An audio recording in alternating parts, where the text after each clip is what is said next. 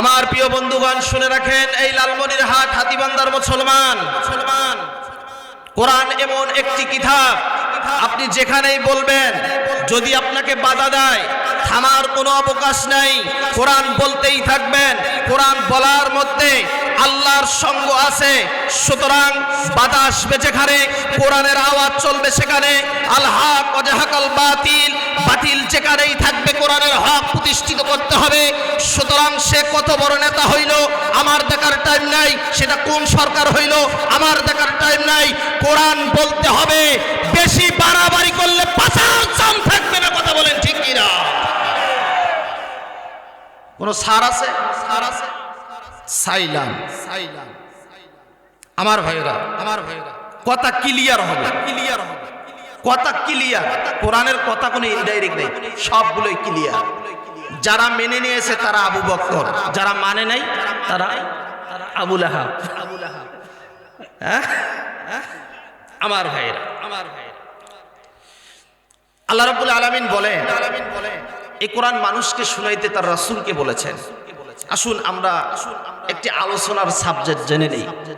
নবী করিম সাল্লাল্লাহু আলাইহি ওয়াসাল্লাম রাষ্ট্রীয় জীবন কিভাবে কায়েম করেছেন, এটাই হচ্ছে আজকের আলোচনার মূল সাবজেক্ট। মনে থাকবে বাবা? নবী আমাদের কিভাবে রাষ্ট্রীয় জীবন কায়েম করেছেন, এটা আমরা ধারাবাহিকতায় শুনব। সম্মানিত প্রিয় ভাই সকল, আল্লাহ রাসূল সাল্লাল্লাহু আলাইহি ওয়াসাল্লাম তার ব্যক্তিগত জীবন, তার ব্যক্তিগত মতামত দিয়ে কোরআন মানুষকে বুঝাচ্ছিলেন। তখন কোরআন নাজিল হয় নাই। নবী করিম সাল্লাল্লাহু আলাইহি, এটা কার কথা? আসেন, রব্বুল আলামিন বলেন, ওয়া আনজালনা ইলাইকা যিকরা লিতুবাইয়িনা লিন-নাস।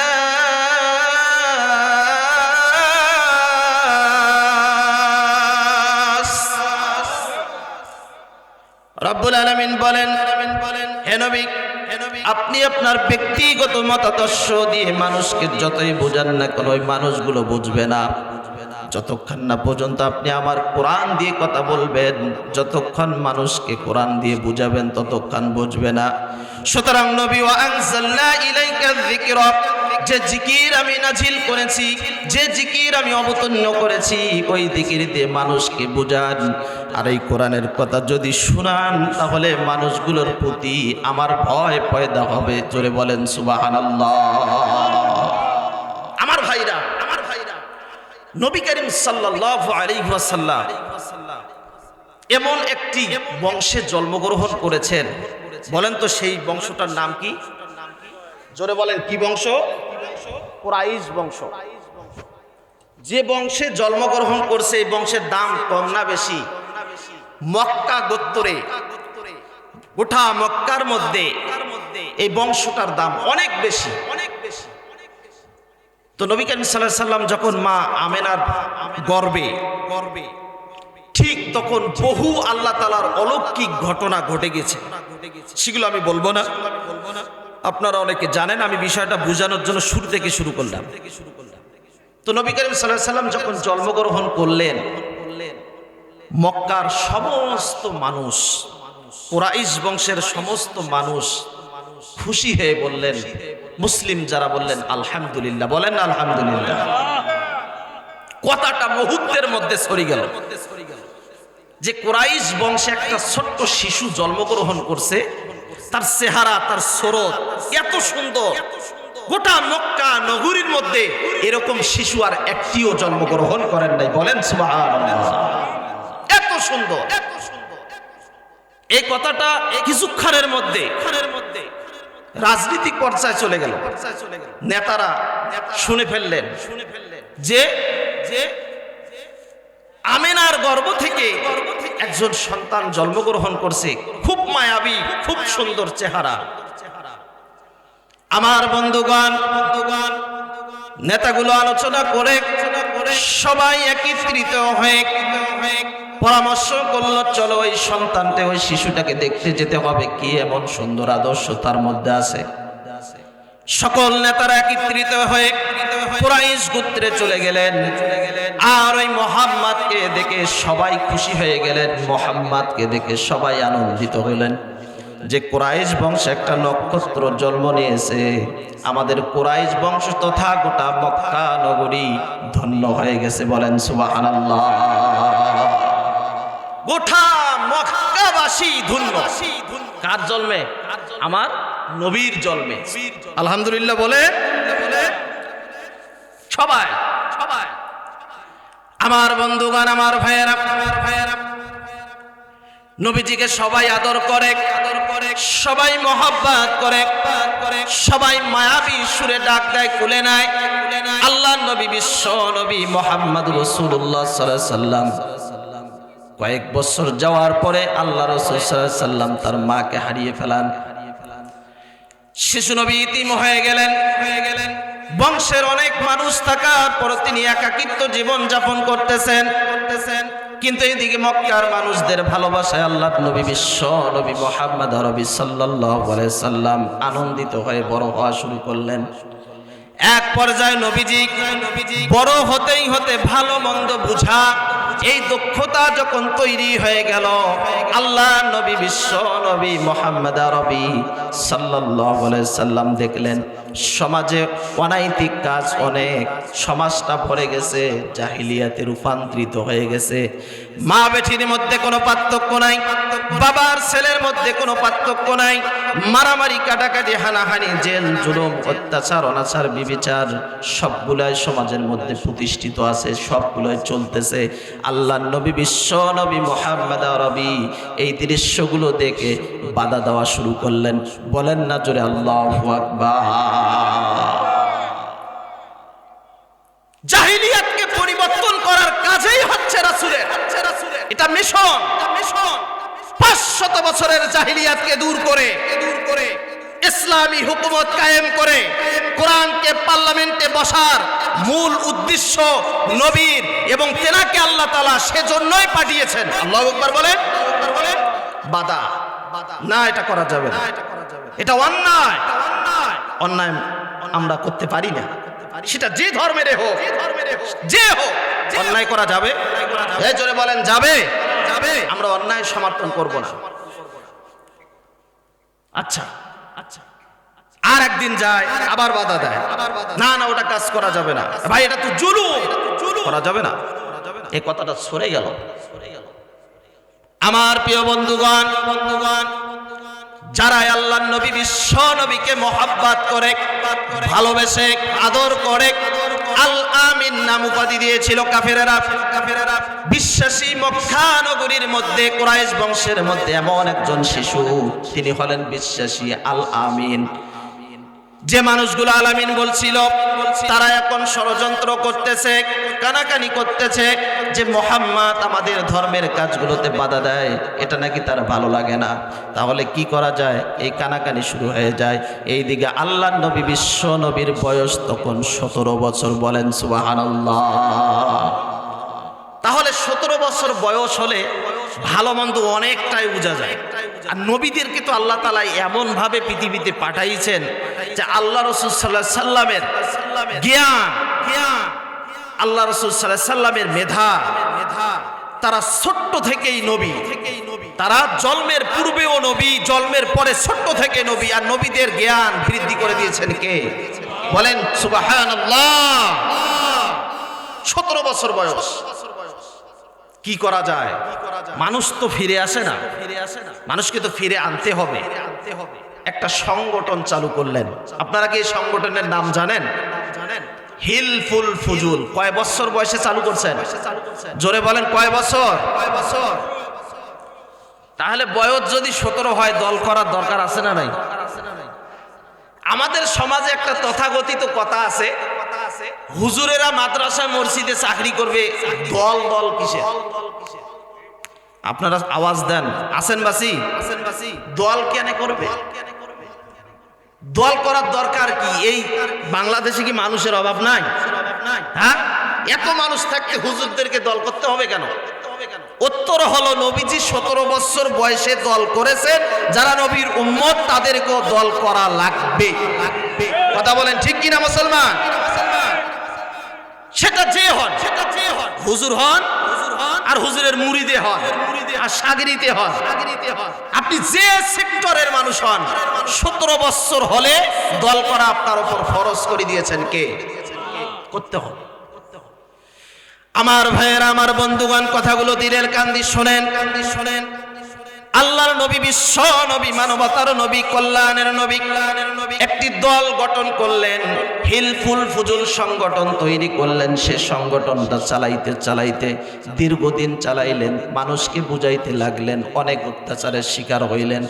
আল্লাহর নবী, বিশ্ব নবী যখন এই সংগঠনের মেয়াদ বাড়া শুরু হয়ে গেল, সদস্য বাড়ে না, সবাই ভয় ভীতু হয়ে যায়, ভয় আতঙ্ক, যদি আমরা এই হিলফুল ফুজুল সংগঠনে ঢুকি তাহলে মক্কা নগরীর মধ্যে বড় বড় লিডাররা আমাদেরকে মেরে ফেলবে, হত্যা করবে, আমাদেরকে ফাঁসি দিয়া দেবে, মুহাম্মাদের দলে ঢুকা যাবে না, আর মুহাম্মাদের দলে ঢুকলে এই দুনিয়া আমাদের জন্য হারাম করে দেবে না তারা। কথা কন না কেন? বাংলাদেশও এমন একটা সময় গেছে, ভয়ে ইসলামের কথা বলতে মানুষ সাহস পায়নি। কথা কন না কেন জোরে মুসলমান? যে দিক থেকে কথা কইবে সেদিক থেকে শেষ। আর এমন মানুষ ছিল যেদিকে চোখ গেছে ওদিক গোটায় ছাপ। কথা কয় না কেন? আমার মুসলমান ভাইয়েরা, কথাগুলো স্পষ্ট আকারে বলে দিতে চাই, আয়নার মতো পরিষ্কার। ইসলাম দল করতে গিয়ে যদি শাহাদাতের মৃত্যুবরণ হতে হয়, আমরা শাহাদাতের কাফেলা দান হতে চাই, আমাদের জীবন দিতে চাই, ইসলামী দল ছাড়া যাবে না। যারা বাধা হয়ে দাঁড় হবে তাদেরকে আমরা সঠিক জবাব দেব। কথা বলেন ঠিক না? ঠিক মুসলমান, মুসলমানের ঈমান থাকবে সেই ঈমান, যে ঈমান ছিল ওমরে ফারুকের। আল্লাহু আকবার বলেন। আর ভাইরা, বিশেষ করে আওয়ামী লীগের সময় জামাতি ইসলামের কথা যাই বলছে ওয়াই বলছে, কথা কয় না, ও কথা কওয়াই যাইবে না। শিবির তো আরো শেষ, মানে শিবির যারা করে এরা মানুষই না, এদের ভাবনা ছিল। আমার একটা ঘটনা মনে পড়ে গেল, বলবো? কিছুদিন আগে আমার খুব কাছের চাচা করি বলি, তা বলতেছে, বাবা মেয়েকে বিয়ে দেওয়া লাগে, করে আওয়ামী লীগ, একটু ভাবসাব আছে, কথাবার্তা হয়, তো মেয়েকে বিয়ে দেওয়া লাগে, একটা ছেলে দেখো ভালো সৎ চরিত্র। তা আমি বললাম, চাচা কি রকম ছেলে দেখবো, কোন সেক্টরের? কয় শিবির হইলে ভালো হয়। আচ্ছা, কি মাতা কি ঠিক আছে? করে আওয়ামী লীগ, খোঁজে কার? ও চাচা ফাজলেমি করে না, আমার সাথে আপনার ভাতিজা হয়ে যাবে। কয় না বাবা, এটাই সত্য। আমি বললাম কেন? কয় এদের মধ্যে যে ভদ্রতা, এদের মধ্যে যে শান্তশিষ্ট ইসলাম, এটি কোনো যুবকের মধ্যে পাওয়া যায় না। সুবহানাল্লাহ বলবেন না? বাংলাদেশে শিবির দেখে আতঙ্ক হয়েছিল যারা, রাতে রাতারে দিনের প্রকাশ্যে ছাত্রলীগের নাম দিয়ে গাঁজাখোর, মদখোর, টেন্ডারবাজি, মাস্তানি, দুর্নীতি, ছিনতাই, রাহাজানি, টাকা চুরি, মানুষের বাড়ির গরু চুরি সব করে ছাড় করে দিয়েছে। আর শিবিরকে তারা গালি দিয়েছে। আমি বলতে চাই, তারা শিবিরকে গালি দিয়েছো, তারা অবৈধ সন্তান। কথা বলেন ঠিক কিনা? এরা বুঝতে পারছে টকসু নির্বাচনের পরে টাকা, এটা কেমন কথা? সমস্ত ক্যাম্পাসগুলোতে যেগুলোতে এর আশপাশ ভিত্তি পারতো না, সেগুলোর মূল চেয়ারে বসিয়ে দিয়েছেন তিনি কে? জোরে বলেন, তিনি কে? আমার ভাইরা, তাহলে বলেন কথা কোথায় ছিল? 17 বছর বয়স হলে কি করা লাগবে? দল করা লাগবে। সেটি আপনার বিবেক বলে দিবে যে কোন দল করলে আমি পরকালে মুক্তি পাবো, এটা আপনার বিবেক বলবে। আমার ভাইয়েরা, আমার বন্ধুগণ, কথাগুলো দিলের কান দিয়ে শুনবেন। আল্লাহর নবী, বিশ্ব নবী একাধারে 40 বছরে যখন পৌঁছে গেলেন, আল্লাহ রাসূল সাল্লাল্লাহু আলাইহি ওয়াসাল্লাম এই দল করতে গেলেন। দল করে করে মানুষের সদস্য হলো 13 জন। কয়জন? লোক বাড়ে না, ভয় আসে না। আল্লাহ রাব্বুল আলামিন, আল্লাহ নবী, বিশ্ব নবী চিন্তিত হয়ে গেলেন। আল্লাহর নবীর মনটা খুব খারাপ হয়ে গেল। আল্লাহর নবী বিশ্ব নবী যখন মন মরা হয়ে গেল, আল্লাহ রাব্বুল আলামিন সুসংবাদ বাণী পাঠায় দিলেন, হযরত জিবরাইল আলাইহিস সালাতু ওয়াস সালামকে পাঠায় দিলেন। আর জিবরাইল এসে বললেন, ইয়া রাসূলুল্লাহ, ইয়া হাবিবাল্লাহ, নবী গো, চিন্তিত হবেন না, মনটা খারাপ করবেন না, কারণ আপনার আল্লাহ আপনাকে এখনো পর্যন্ত ছাড়ি দেয় নাই। সঙ্গে সঙ্গে আল্লাহর কোরআনের আয়াত জিবরাইল বলে দেয়, ফাযাক্কির বিল কুরআনি মান ইয়াখাফু ওয়াঈদ,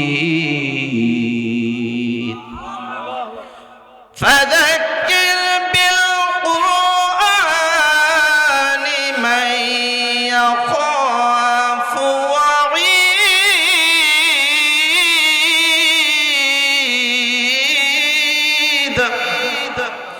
হে রাসূল, আপনার উপরে যে কিতাব আমি নাজিল করব, এই জিকির দিয়ে আপনি মানুষের সামনে কথা বলেন।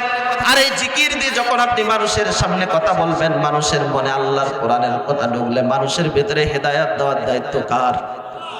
আমার ভাইয়েরা, আল্লাহর নবী বিশ্ব নবী মুহাম্মদ আরবি সাল্লাল্লাহু আলাইহি সাল্লাম চিন্তিত হয়ে গেলেন।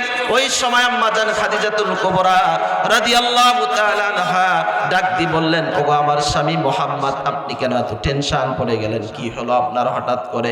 আল্লাহর রাসূল সাল্লাল্লাহু আলাইহি সাল্লাম বলেন, খাদিজা, দীর্ঘদিন এই সংগঠনে কাজ করলাম, ফলাফল পাইলাম না, মানুষ পরিবর্তন হয় না, মানুষ খারাপের দিক থেকে ভালোর দিকে আসতে চায় না।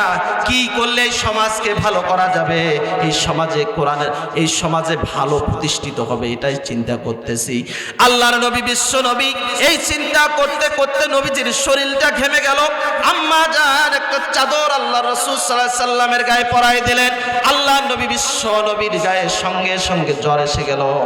আর ওই মুহূর্তে জিবরাইল এসে ডাক দিল, হে রাসূল, আপনি ঘরের মধ্যে বসে চিন্তা করলে হবে না, স্পেশালি একটি জায়গা আল্লাহ রাব্বুল আলামিন আপনার জন্য বরাদ্দ করে দিয়েছে।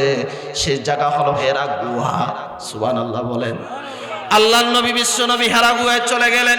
আমার নবী বিশ্ব নবী, মানবতার নবী, কল্যাণের নবী, একদিন নয়, 2 দিন নয়, 5 বছরের উপরেই এই হেরা গুহার মধ্যে ধ্যানে থাকলেন। বলেন সুবহানাল্লাহ। কয় বছর?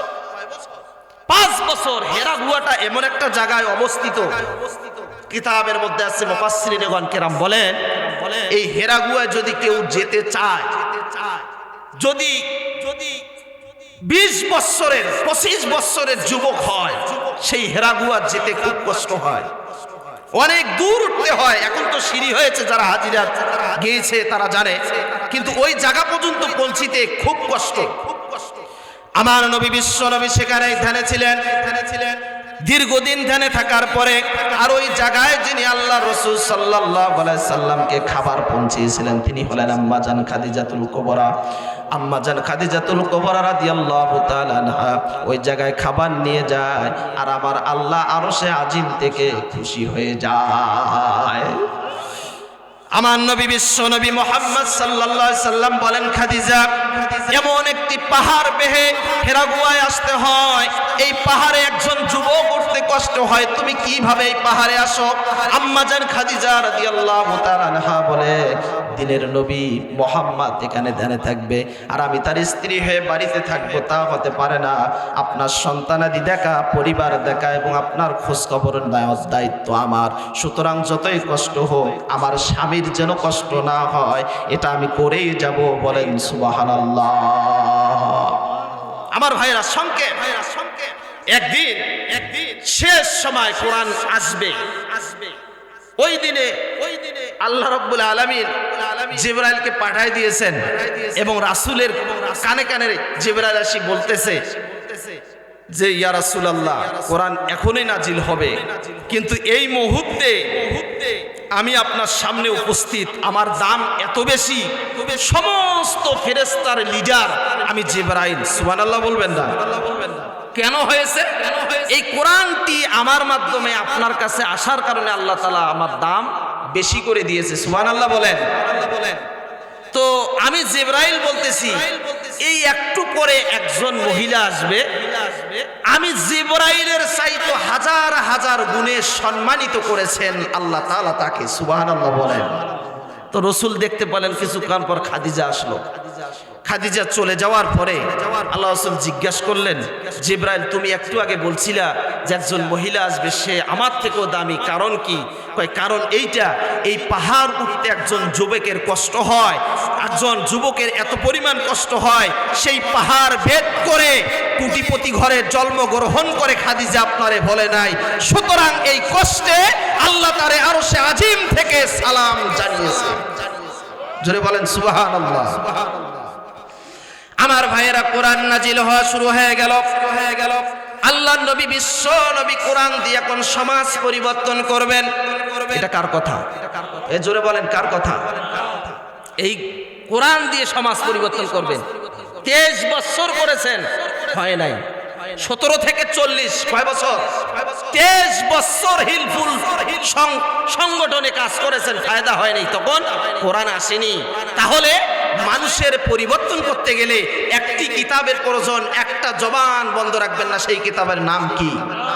জোরে বলেন নাম কি?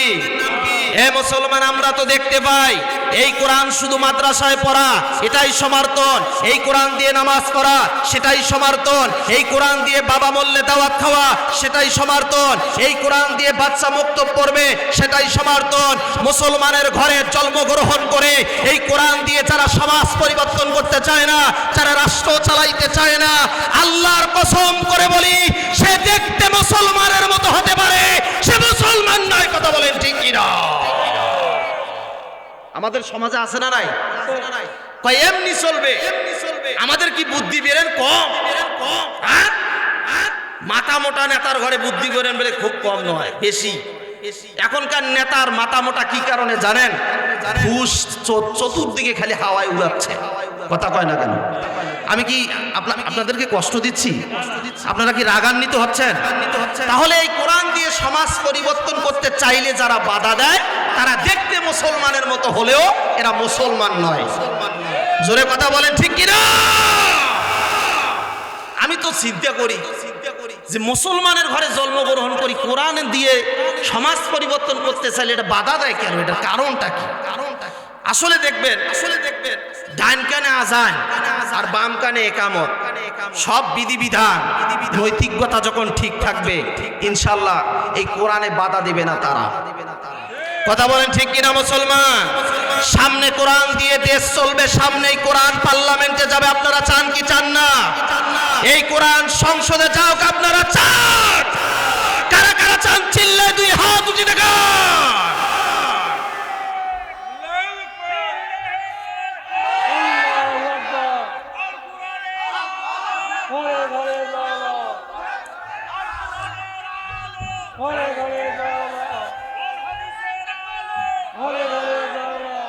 আমার ভাইরা কষ্ট পাইলেন? তাহলে আল্লাহ রাসূল সাল্লাল্লাহু আলাইহি সাল্লাম 23 বছর চেষ্টা করে কোনো ফায়দা হয় নাই। তার মানে তখন কোরআন দিয়ে বলাই শুরু করেন নাই। তাহলে কোরআন বলছে যখন পরিবর্তন হয়েছে, তখন কোরআন যখন বলা হবে, মানুষের দিল, মানুষের ঈমান বৃদ্ধি করে দেবেন কে? ওয়াইদা তুলিয়াত আলাইহিম আয়াতুহু যাদাতুহু ঈমানা। আল্লাহু আকবার বলেন, যাদাতুহু ঈমানা, ঈমানা ওয়া আলা রাব্বিহিম ইয়াতাওয়াক্কালুন। যখন মানুষের সামনে কোরআন বলা হবে, যাদাতুহুম ঈমানা, চমকের মতো ঈমান বৃদ্ধি হবে। ওয়া আলা রাব্বিহিম ইয়াতাওয়াক্কালুন, তার মুতাওয়াজ্জু হবে কার উপর? জোরে বলেন কার উপর? সুতরাং সামনের সংসদ কোরআনের সংসদ, সামনের দল হবে ইসলামী দল, সামনের রাষ্ট্রে কোরআন থাকবে। এই কোরআন রাষ্ট্রে পঞ্চায়েতে গিয়ে যদি শরীরের সমস্ত ঘাম দিতে হয়, আমরা দিতে রাজি আছি। আমাদেরকে যদি জীবন দিতে হয়, জীবন দিতে রাজি আছি। আমাদেরকে যদি স্ত্রীকে বিধবা করতে হয়, আমরা বিধবা করতে রাজি আছি। আমরা কোরআন পার্লামেন্টে নিয়ে যাব। যদি কোনো বাতিল শক্তিরা আমার বাম সামনে দাঁড় হয়, তাদেরকে দাঁত ভাঙা জবাব দেওয়া হবে। কথা বলেন ঠিক কিনা? আমেন। কথা সামনে আছে, সময় কম। আর এইভাবে যদি 1 ঘন্টা চলে কষ্ট হবে। আমার ভাইয়ের, আল্লাহর নবী বিশ্ব নবীর উপরে কোরআন নাজিল হলো। আল্লাহর নবী বিশ্ব নবী কোরআন দিয়ে সমাজকে পরিবর্তন করবেন, সমাজে অশ্লীলতা দূর করবেন। আল্লাহর নবী বিশ্ব নবী যখন কোরআন দিয়ে কথা বলা শুরু করলেন, মক্কা নগরীর মধ্যে মুসলমানের সংখ্যা দিন দিন বৃদ্ধি হওয়া শুরু হয়ে গেল। মক্কার মানুষেরা খারাপ পথ ছেড়ে দিয়ে ভালো পথের দিকে আসা শুরু করলেন। কিছুদিন পরে মক্কা নগরীর নেতারা টের পেয়ে গেল, মুহাম্মদ আর আমাদের কমান্ডে নাই, মুহাম্মদ আমাদের কথা শোনে না, আমাদের বংশে জন্মগ্রহণ করে মুহাম্মদ আমাদের কথা মানে না। সুতরাং মুহাম্মদকে এই সমাজে কোনো একটা করতে হবে, এই টার্মিনাল তৈরি করো, এই আইন তৈরি করো, মুহাম্মদকে কিভাবে ধ্বংস করা যায় এই আলোচনা যখন নেতারা শুরু করে দিলেন, তখন আল্লাহ রাব্বুল আলামিন জিবরাইলকে পাঠাই দিয়ে বললেন, যাও জিবরাইল আমার নবীকে বলে দাও আমার নবী যেন কোনো টেনশন না করে, আমার নবীর জন্য একজন আছেন, তিনি কে? ইন্নাহুম ইয়াকিদুনা কাইদা ওয়া আকিদু কাইদা।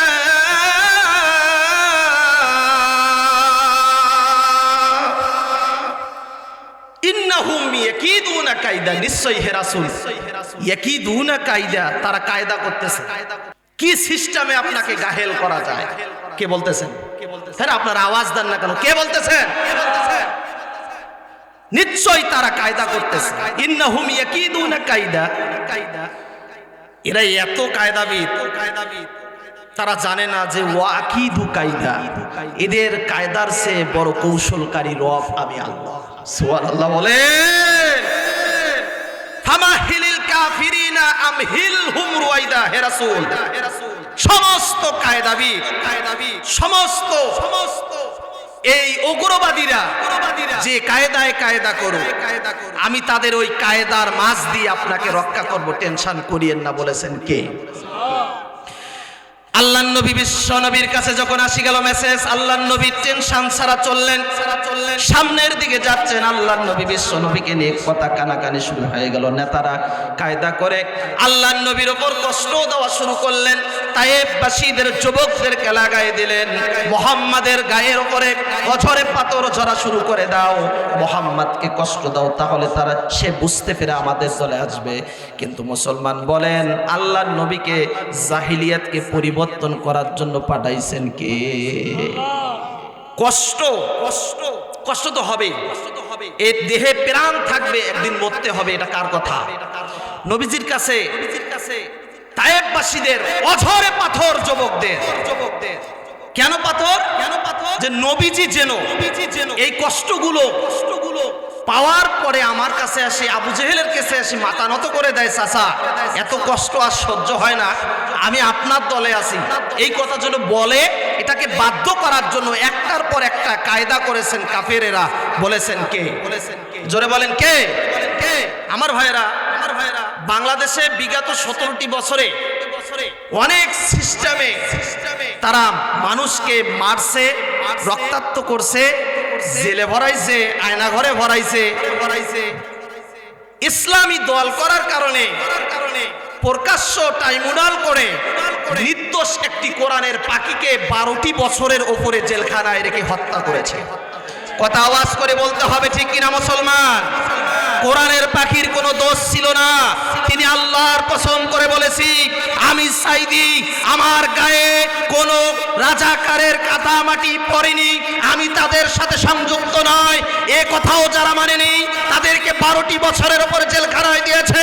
মতাউর রহমান নিজামীকে ফাঁসির কাস্টে ঝুলিয়েছে, অসংখ্য নেতাকে আয়না ঘরে ঢুকাইছে। তারা ইসলাম ছাড়েনি। যুগের পরিবর্তনে সালফি সিজারাত যারা, আমরা মুসলমান, আমাদের উপর অত্যাচার আসবে, জুলুম আসবে, অবিচার হবে, বিবিচার হবে, আমাদের বাড়ি ভাঙচুর হবে, কোরআনের পথ থেকে যারা সরবে না, এরাই সাইদের গোষ্ঠী। কথা বলেন ঠিক কিনা? আসবে, এটা আসতে পারে। এজন্য কি কোরআন ছেড়ে দেওয়া যাবে? কথা বলেন যাবে? থাকতে হবে। ফাঁসি দিয়েছে, দোষ নাই, ফাঁসি দিলেন, দোষ নাই, 12 বছর রাখলেন। শেষ পর্যায়ে মৃত্যু সজ্জায় ইনজেকশন পুশ করে আপনি দিনের হাসা মানুষটাকে রাতে কাঁদালেন, দিনের হাসা মানুষটাকে রাতে কাঁদালেন। এখন কেন মামু বাড়ি দিল্লিতে যায় আপনি কাঁদেন? আপনার মুখোশ খুলে গেছে। বাংলার জমিনও যারা সামনে এরকম চিন্তা ফিকির করবে, তাদের মুখোশ নির্বাচনের আগেই খুলবে। কথা বলেন ঠিক কিনা? এখন যারা আসবে এরকম করতে, এরা জাতীয় ক্রিমিনাল, এরা জাতীয় ক্রিমিনাল। এদের সাথে সংযুক্ত থাকা যাবে? আমার ভাইয়েরা, কোরআন বলার কারণে তায়েববাসীদের যুবকদেরকে লাগাই দিলেন, পাথর মারতেছে, আর নবীজি চোখের পানি ফেলাইতেছে, আর ডাক দি বলতেছে, ও তায়েববাসীরা, তোমরা আমার গায়ে পাথর মারো না, তোমরা আমাকে চেনো না, আমাকে আল্লাহ পাঠিয়েছেন তোমাদের নবী করে, তোমরা আমার গায়ে পাথর মেরো না। সুবহানাল্লাহ। আমার ভাইয়েরা, কিতাবের মধ্যে আছে ওই দিন যদি নবী শুধু মুখ দিয়ে বলতো আর অন্তর দিয়ে যদি ভাবতো, আল্লাহ তায়েববাসীদের যুবকদেরকে তুমি ধ্বংস করে দাও, এক সেকেন্ড দেরি হতো না। কিন্তু আল্লাহর নবী বলে নাই, আল্লাহর নবী বলছেন জবান দিয়ে, তায়েববাসীরা তোমরা আমাকে চিনলে না, কিন্তু তোমাদের পরের প্রজন্ম হয়তো আমাকে চিনবে। এটাই বাস্তব হয়েছে। যারা এই পাথর মেরেছে তাদের সন্তানাদি বংশ বনিয়া আল্লাহর রাসূলের হাত ধরে কালেমা পড়ে মুসলমান হয়ে গিয়েছে। বলেন সুবহানাল্লাহ। আমার ভাইয়েরা, আমার বন্ধুগণ, নবীজির উপর অত্যাচার শুরু হয়ে গেল, নবীজিকে আঘাত করা শুরু করলেন। বলেন তো, আমি আওয়াজ শুনতে চাই, দিনের নবী মুহাম্মদ আল্লাহর রাসূল সাল্লাল্লাহু আলাইহি সাল্লাম কি দিন থেকে চুল পরিমাণ সরে গেছে নাকি? সহ্য করেছেন, দিন থেকে সরে যায় নাই। আলেম ওলামারাও কষ্ট সহ্য করেছেন। হাজার হাজার মানুষকে শাপলা চত্বরে রাতের মধ্যে কারেন্ট অফ করে আপনারা হাজার হাজার সন্তানদেরকে হত্যা করেছেন। আলেমরা দিন থেকে সরে যায় নাই। আল্লাহ রাসূল সাল্লাল্লাহু আলাইহি সাল্লামের একই ঝান্ডাবাহী পতাকা হাতে নিয়েছিল। আমি বলতে চাই, এই মজলিসে যারা আছেন, আমার সামনে যারা কোরআন শুনতেছেন, আমরা কি ওয়াদা করতে পারি না, কোরআনের জন্য যদি জীবন দিতে হয়, জীবন দিতে রাজি আছি, কোরআন পার্লামেন্টে নিগাবো? কথা বলেন ঠিক কিনা? আমার ভাই, কোরআন নিগাতে হবে কোথায়? পার্লামেন্টে। বলেন ইনশাআল্লাহ। আপনারা যারা রাগ হচ্ছেন, হতে পারেন, কোনো সমস্যা নেই, বাড়ি যে গ্যাসের ট্যাবলেট খেয়ে ঘুমাইবে। আমার ভাইয়েরা, আমার নবীজি বিশ্ব নবী কষ্টকে স্বীকার করে নিলেন। নেতারা চিন্তিত হয়ে গেলেন, পাথর খেয়েও নবী পরিবর্তন হলো না, কি করা যায়? আল্লাহর নবী বিশ্ব নবীকে এখন অ্যাঙ্গেলে মার দাও, নবীকে লাঞ্ছিত করো। কি করবেন? আল্লাহর নবী যেহেতু কোরআন বলে, এই কোরআন নাকি সত্য কিতাব, আবু জেহেল বলল, ওর একটা নাম দাও, পাগল। কি নাম দাও? আল্লাহ রাব্বুল আলামিন সূরা কালামের মধ্যে বলেন, মা আনতা বিনি'মাতি রাব্বিকা বিমাজনুন।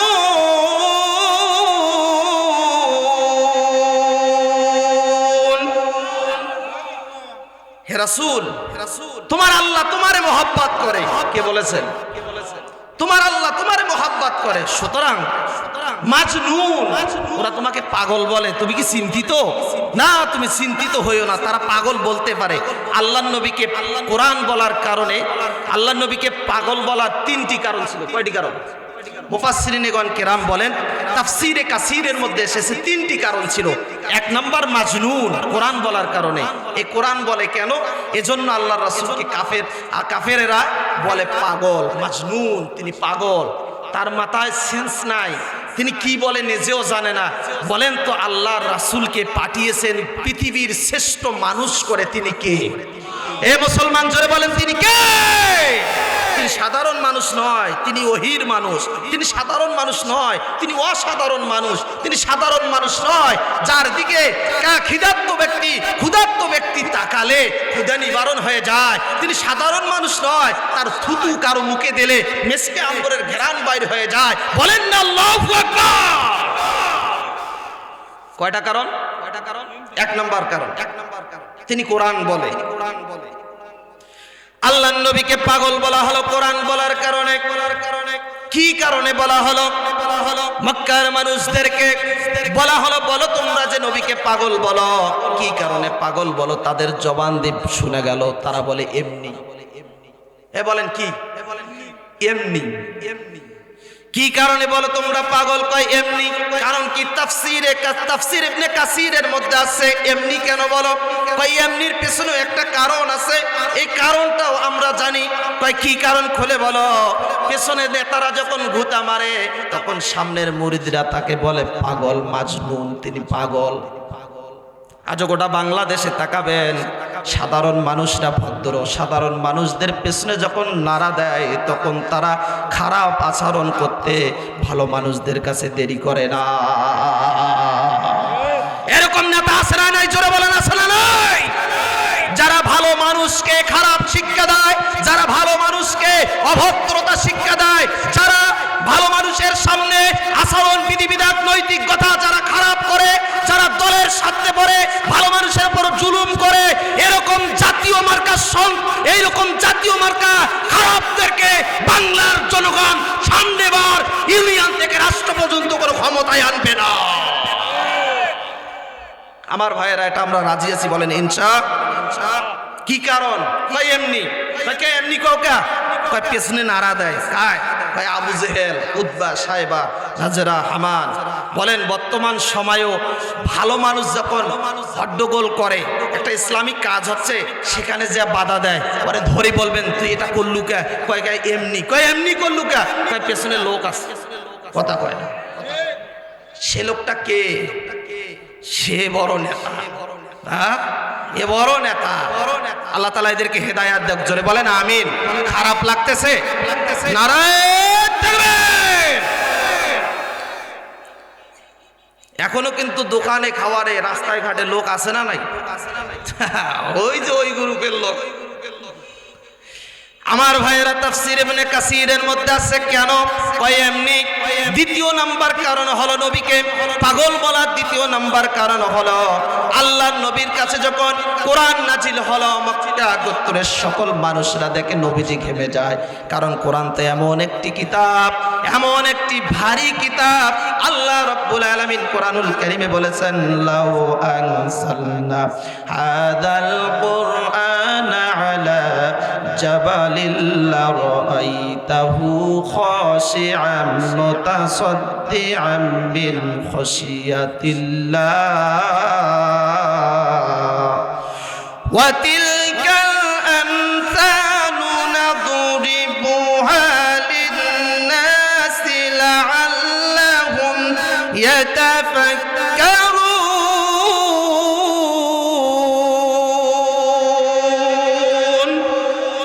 এটা এমন একটি কিতাব, লাউ আনসালনা হাযাল কুরআন আলা জাবাল, আলা জাবাল।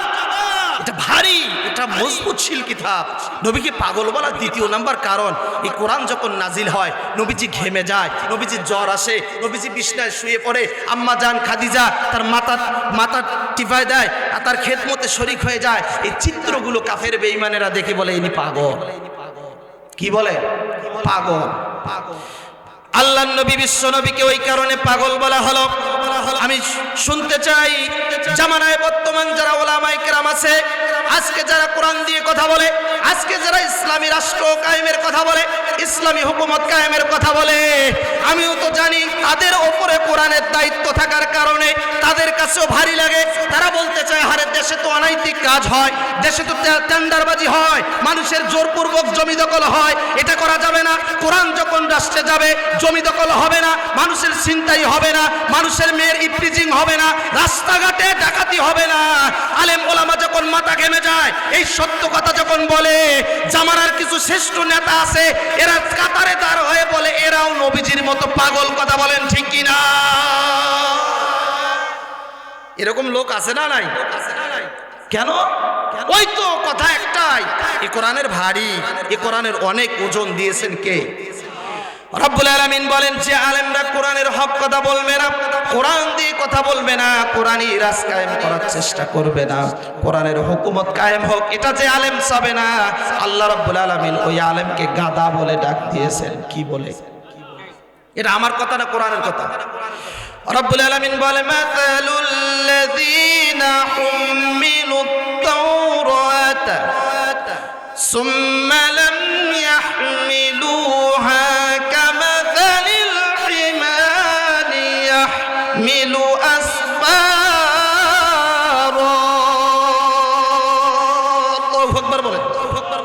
আল্লাহ তাআলা বলে ওই সমস্ত আলেম তো গাদা। মাসালুল লাযীনা হুমিলুত তাওরাত, আমি যাদের উপরে কিতাবের জ্ঞান দিয়েছি এদের জ্ঞান আছে কিন্তু এরা বলে না ভয়ে। কথা বল, এরা কি বলে না? ভয়ে। উনি তো অমুক রাজনীতি করে, আমি ওর বাড়িতে যদি হক কথা বলি তাকে ফিরাই আনতে যাই, আমার তো মিলাদের দাওয়াত হবে না, হ্যাঁ আমার তো এই টাকা হবে না সে টাকা হবে না, আমার চাকরি যাবে, আমি কি করব? হক কথা বলা যাবে না। আল্লাহ তাআলা ওই সমস্ত আলেমকে গাদা বলে ডাক দিয়েছেন কে?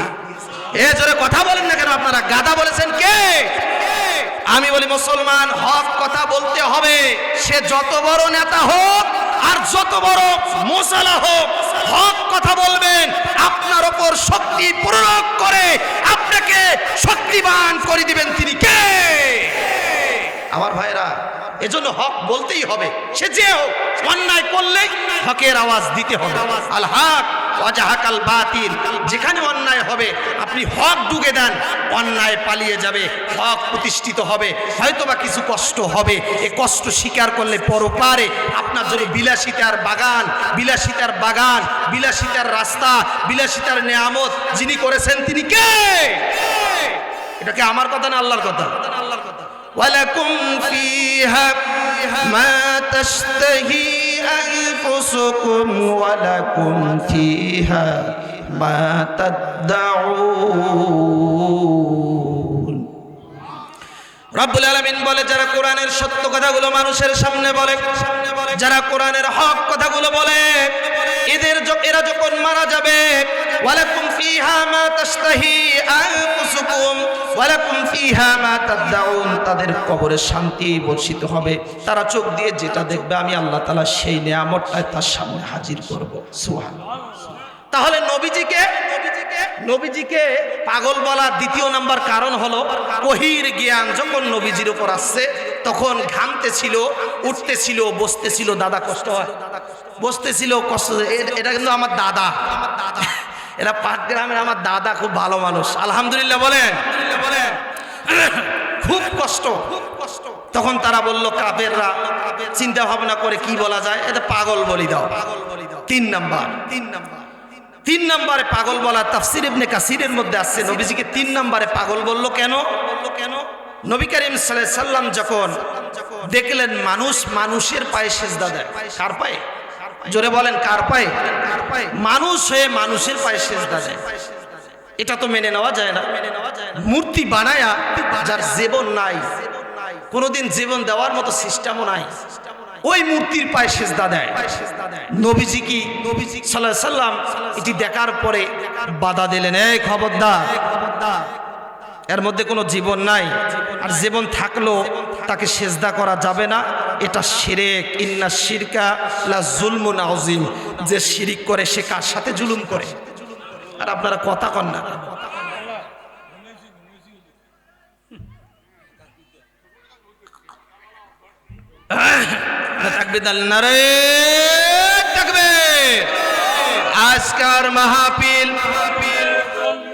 আজকার মাহফিল লিল্লাহি তাকবীর। না, এটা করা যাবে না, শিরিক, এটা করা যায় না, এটা খুব নিকৃষ্টতম কাজ। আরে আপনি তো পাগল, কি বললো? আপনি তো পাগল, এটা বাধা দেন কেন? এটা তো আমার কাজ, এটা ধর্মের বিধিবিধান। আবু জেহেলের ধর্ম করতে গেলে মূর্তির পায়ে সিজদা দিতে হবে। মুসলমান কখনো মূর্তির পায়ে সিজদা দিতে পারে? আচ্ছা বলেন, আমাদের দেশেও মানুষের পায়ে সিজদা দেয় কিনা? অনেক মাজার আছে দেখবেন যে, আরে বাবা দুমসে সিজদা দেয়। বাবা তো ছাওয়া নাই রে মা, তুই মোর পাও সিজদা দে, যদি মোর পাও সিজদা দে তোর বেড়া ছাওয়া। আর কথা কয় ঠিক কিনা? আরে বেসরির মন গেল কথা বলা হয়, ঠিক আব্বা, তোমার বাপের মতন তোমার পাও সিজদা দিলে ক্ষতিটা মোর কি? কিন্তু সিজদা যখন দিল শিরক হয়ে গেল, আর একটা শিরকই তাকে জাহান্নামে নিগার জন্য যথেষ্ট। সুতরাং যেখানেই এই অনৈতিক কাজ যেটা শিরক, এটা যখনই দেখবো আমরা মুসলমান হিসাবে কি বলবো? নিষেধ, এটা করা যাবে না। উত্তরে আসবে বড় পণ্ডিত নয়তো বা পাগল। আমার ভাইয়ের আল্লাহর নবী বিশ্ব নবীকে তিনটা কারণে পাগল বলা হয় মাজনুন। এক নম্বরে কোরআন বলার কারণে, দুই নম্বরে পাগল বলার কারণ হলো ওহির জ্ঞান তার ভেতরে থাকার কারণে, তিন নম্বরে কেন পাগল বললেন তারা এই যে শিরিক কাজটা করে মানুষের পায়ে সেজদা দেয়, এজন্য নবীকে পাগল বলল। আল্লাহর নবীকে এত লাঞ্ছিত করলো, আল্লাহর নবীকে অপমানিত করলো, শেষ পর্যায়ে নবীজিকে প্রস্তাব দেওয়া হলো, হে মুহাম্মদ সাল্লাল্লাহু আলাইহি সাল্লাম, তুমি যদি আমাদের দলে ফিরে আসো তোমাকে আমরা একটা শেষ প্রস্তাব দেব, আর এই প্রস্তাব যদি মেনে নাও তাহলে তোমার ধর্মের লাভ আমাদের ধর্মের লাভ। এ কথা আবু জেহেল বলেছেন, জোরে বলেন নাউজুবিল্লাহ। দুই ধর্মের লাভ হবে। কাফেররা চলে আসলো, আসার পরে নবীজিকে প্রস্তাব দিল। নাম্বার এক, নবী আপনি যেহেতু আপনার ধর্ম ছাড়েন না, আমরাও আমাদের ধর্ম ছাড়ি না, মারামারি গন্ডগোল করা যাবে না, সুতরাং পার্লামেন্টে আপনার ধর্ম চলবে 6 মাস, আমাদেরটা চলবে 6 মাস।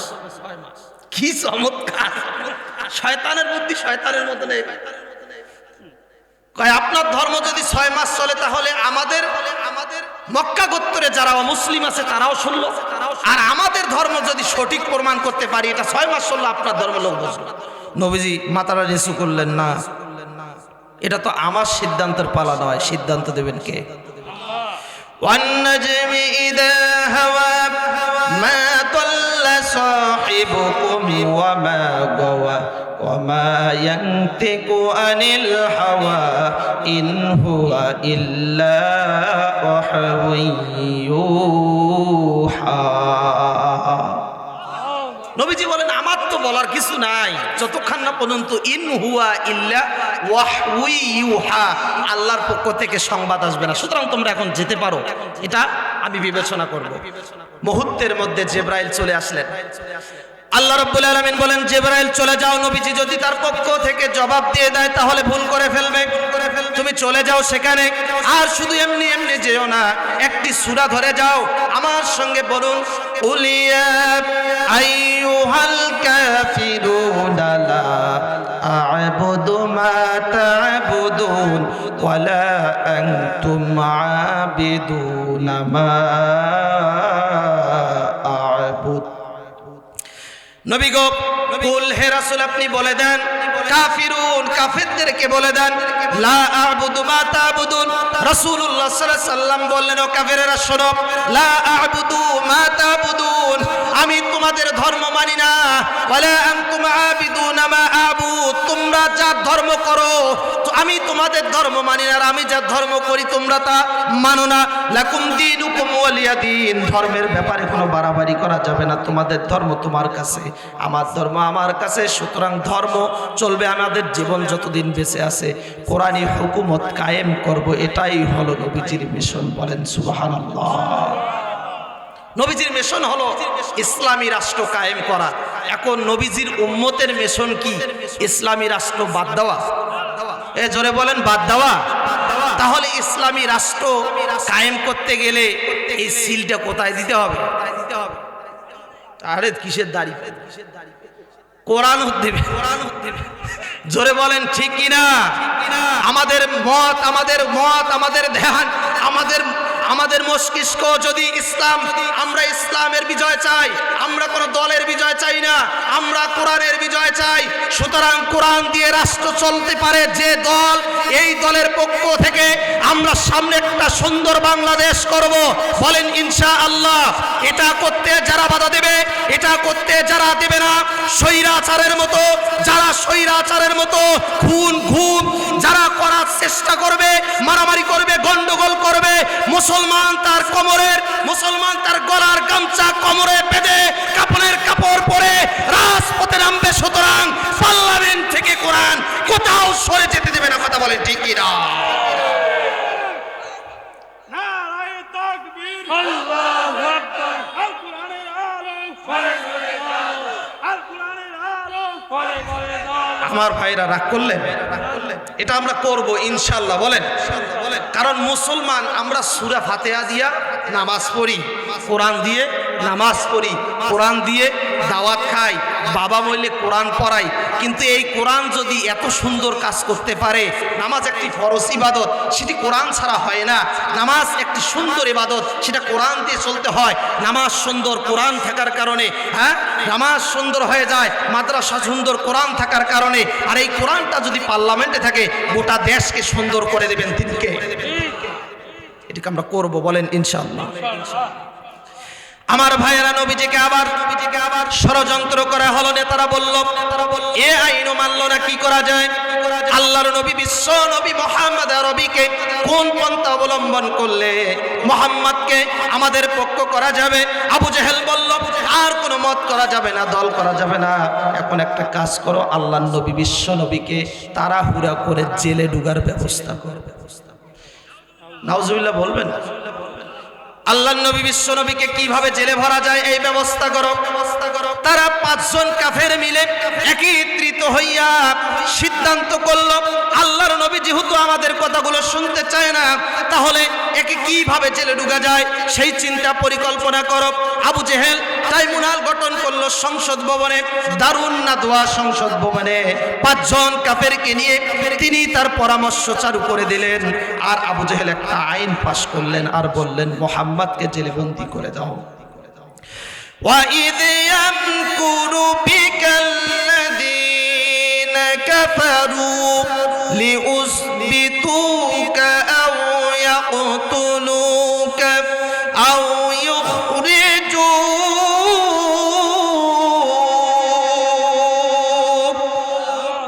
আবু জেহেল একটা আইন পাশ করলো, ওই আইনের মধ্যে অপশন রেখে দিল 3টা। কয়টা? ওয়াইদ ইয়ামকুরু বিকাল্লাযীনা কাফারু।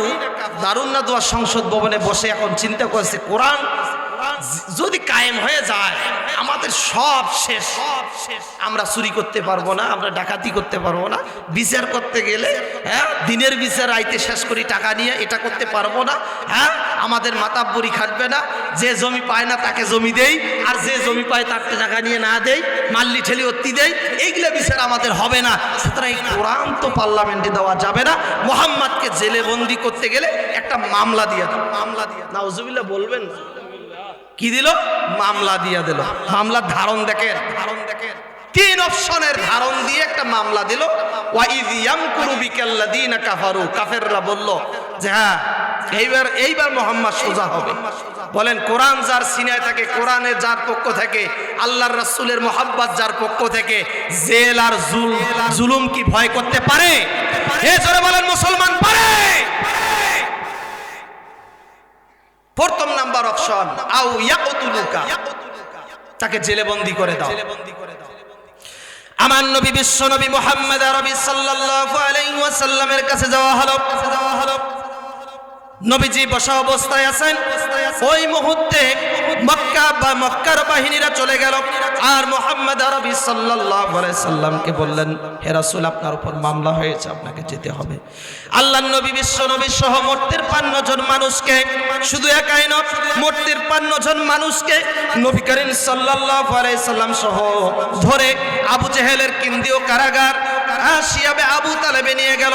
আল্লাহর নবী বিশ্ব নবী ওখানে নিয়ে যাওয়ার পরে শুধু একটি মাত্র প্রশ্ন করেছিলেন, ও কাফেরেরা বলো আমার অপরাধ কি? এ কাফেরেরা বলো আমার অপরাধ কি? মক্কার সমস্ত নেতাগোতা সবাই মাথা নিচু করে দিয়ে বলল, আমরা কিছু জানি না। কথা কন না, ঠিক কিনা? কি বলল? আমরা কিছু জানি না। আমাদের দেশে এরকম মামলা মনে হয় নাই। কথা কয় না, আছে না নাই? আমাদের দেশে এলে চলে না। আসামি ধরে নিয়ে গিয়ে মামলা সাজায়। তাহলে বলেন তো, এর মামলা হইল কোন দিন আর ওয়ারেন্ট জারি হইল কোন দিন? মামলা আসামি নিগার পরে হয়, এর আগে হয় না। এলা তাগুত শক্তির তাবেদারি যারা, তারাই করে, ঠিক কিনা? জোরে কর মুসলমান। আও ইয়াকতুলুকা, এ কাফেররা, এ মক্কার বাহিনীরা বলো আমার অপরাধ কি? ৫৩ জন মানুষকে যে ধরলেন, কোন অপরাধের কারণে ধরলেন এটা বলে দেন। আমরা জানি না, নেতার উপরের অর্ডার ধরতে হবে, ধরে আনছি। থাকলো নবীজি একদিন নয়, 2 দিন নয়, তিনটা বছর। নাউজুবিল্লাহ বলেন। আল্লাহর নবী বিশ্ব নবীকে সেখানে ভরে দেওয়া হলো। আল্লাহর নবী বিশ্ব নবী মায়ার নবী রহমাতাল লিল আলামিনকে দিনের পর দিন যায় নবীজির খানা দেয় না। আল্লাহর নবী বিশ্ব নবী 3টি বছরে গাছের লতা পাতা রেখে নবীজি জীবন যাপন করলেন। আল্লাহর নবী বিশ্ব নবী দুর্বল হয়ে পড়ে গেলেন। আল্লাহর নবী ডাক দিলেন, ও আমার সাহাবীরা, আমার সাথী সঙ্গীরা, তোমরা আমাকে একটু ধরো, আমি দাঁড় হব। আল্লাহর নবী বিশ্ব নবী দাঁড় হওয়ার জন্য সাহাবায়ে কেরামকে যখন বললেন, সাহাবায়ে কেরাম চোখের পানি ছেড়ে দিলেন আর ডাক দিয়ে বললেন, ও আসমান জমিনের মালিক আল্লাহ, যার জন্য আপনি আসমান বানাইছেন, জমিন বানাইছেন, যার জন্য আপনি এই কুল কায়নাত সৃষ্টি করেছেন, তাকে আজকে খানা ছাড়া জেলখানার মধ্যে হত্যা করে যে আবু জেহেল, আল্লাহ তুমি আসমানের মালিক স্বয়ং হয়ে থাকো, এই নবীজির দ্বারাই মক্কার মাটিতে কোরআনী হুকুমত কায়েম করে দিও। দোয়া করছে সাহাবী, কবুল করেছেন আল্লাহ। সুতরাং যাকে ধরে বিনা অপরাধে জেলখানায় ডুবাইছে হাসিনা, ওই আলেম দোয়া করেছে, আল্লাহ এই নারীর পতন তুমি দিও, যা বলেছে তাই হয়েছে। এটি কার কথা চিল্লায় বলেন? বিনা কারণে ধরলেন। তিনি যা যা বলল তাই একটা একটা করে ফলে দিলেন। তিনি কে? কোরআনের পাখিটারে চেনে না। হায় হায়, গোটা পৃথিবী কেঁদেছে তার মরণে। আলহামদুলিল্লাহ বলেন। এরকম সিপাহে সালাহ, এরকম রাহাবাদের উত্তরসূরি যারা আছে, আমরা তাদের পেছন ছাড়বো না, বলেন ইনশাআল্লাহ। আল্লাহর নবী দাঁড় হতে পারে না। সাহাবায়ে কেরাম বলে, ইয়া রাসূলুল্লাহ, ইয়া হাবিবাল্লাহ, আপনি বলে দেন কি কারণে মক্কার মানুষ আমাদেরকে কষ্ট দেয়? আল্লাহর নবী বিশ্ব নবী বলেন, ও আমার সাহাবীরা শোনো, তোমাদেরকে যারা বিনা কারণে কষ্ট দিল তাদেরকে আল্লাহ রাব্বুল আলামিন কোনোদিন বলবে না। যারা ঈমানের পক্ষে থাকবে, সত্যের পক্ষে থাকবে, কোরআনের পক্ষে থাকবে, তাদেরকে আল্লাহ রাব্বুল আলামিন বলবেন না। আল্লাহ রাব্বুল আলামিন কোরআন কারীমে বলেন, ফামান তাবিআ হুদায়া ফালা খাউফুন আলাইহিম ওয়ালা হুম ইয়াহজানুন।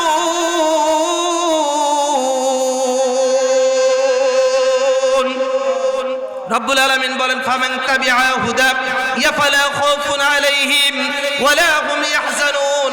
ফামান তাবিআ হুদা, যারা আল্লাহ রাব্বুল আলামিনের গ্রন্থ তাবিআ হুদা, এই কিতাবের সাথে থাকবে, ফালা খাউফুন, আল্লাহ বলে তোমাদের কোনো ভয় নাই, তোমাদের কোনো টেনশন নাই, ওয়ালা হুম ইয়াহজানুন, তোমাদের কলবে রব আমি আল্লাহ স্বয়ং আছি, বলেন সুবহানাল্লাহ।